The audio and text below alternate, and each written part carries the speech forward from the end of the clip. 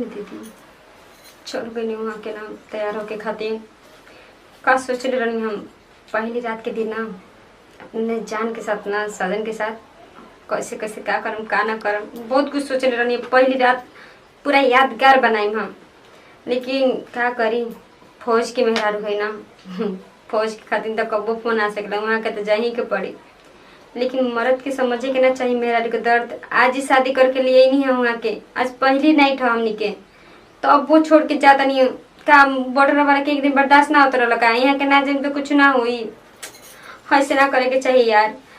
हम का सोचे रही है कि वहाँ के संगे पूरा रात भर अरे छोटा की का रे कैसे मतलब उदास बैठल बानी का सोचे तारी कुछ बात बता ना दीदी वहाँ के जाता नहीं नु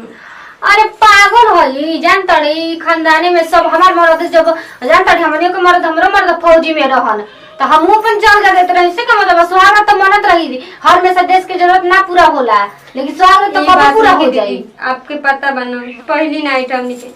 और जानते ना ई रात दोबारा ना आवेला ऊ हम समझत ना आवेला तो ओसे का आई हां तो फिर से तो इनकी शादी करा दे घर ही में अपन स्वागत मना लिया की तो बात बाटे जरूरी थोड़ी बामनी के बार शादी बहुत जरूरी बाटे ये बाबा जी बहुत मेहनत कइले नौकरी पा खातिर बड़ भाग सिंह का नौकरी लागल कितना छठ पूजा का ना कोई इनकरा खातिर समझ जा आ सब मम्मी जी इनकरा में कितना पैसा लगल आज उ मुकाम पर पहुंचल बानी आज देश के जरूरत में तो जाए दे का सोचत दीदी फिर हमरा से शादी ना करे के चाहत रहल दीदी जी पर बोल दे के चाहत रहल ना इको कहना तार तो मम्मी पापा खोजत रहन के हमारा दामाद ऐसन रहोसन इतना ना सोचल गेला ठीक बा समझी ना थोड़ा हमरो मजबूरी का सोचे तो नींद लागल के ढरक हम बाबा जी के भेजतान ठीक बना टेंशन मत ले दीदी लेकिन जल्दी भेजम आप ठीक है हम इंतजार करम उनका जल्दी भेजतान उनका के ना घूमता तो वही ना तो कोई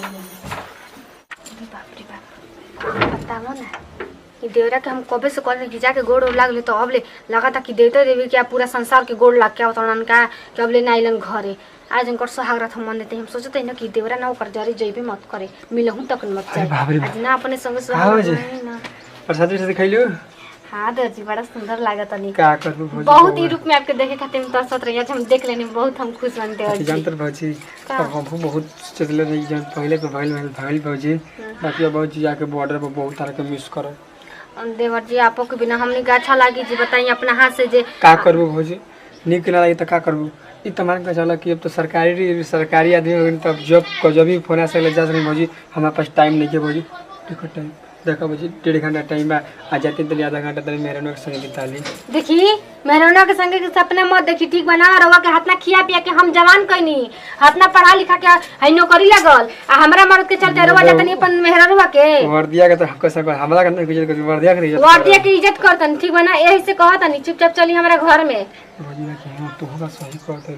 सोचो तनी कि दोनों वाली संग सुहार के मना ले ऊपर से तोहरा संग पहले हमरा संग बनाई हां पहले हमरा संगे हम कितना दिन के इंतजार करत रहनी कैसे कैसे क के ताप के शादी बियाह करवाओ तनी हो जन दुनिया रहला सवाली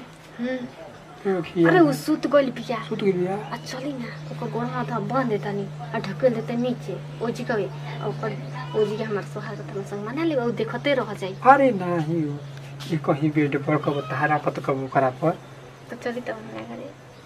नहीं ये कहीं बेड पर हम बीचा में कभी तारा पर कभी घरा पर ना भइली हन बड़ा का हो छी आपके चलते हम अपने मौरा से दूर रहनी हटी ना चलो ना चला ना हम जा तो हम जाते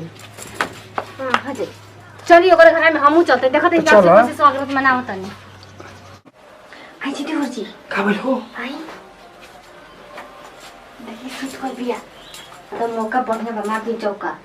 तो सुतल चाहिए ए छुटकी कहाँ जा कर किया देखिए सुतल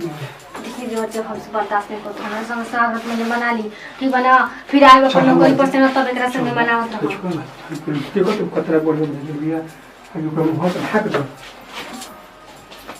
जल्दी सुता हो जब वापस टाइम नहीं है देखा लो बस मना नहीं ना और तब का हो जी मजे रोजी तुम न खूब तो अनछाते हो स्वागत मना के अब टाइम थी बेटे स्वागत के कट न करना छतर कि आई हमरा को चुपचाप मनाई हां हम तो इंतजार करत रहनी बताई ना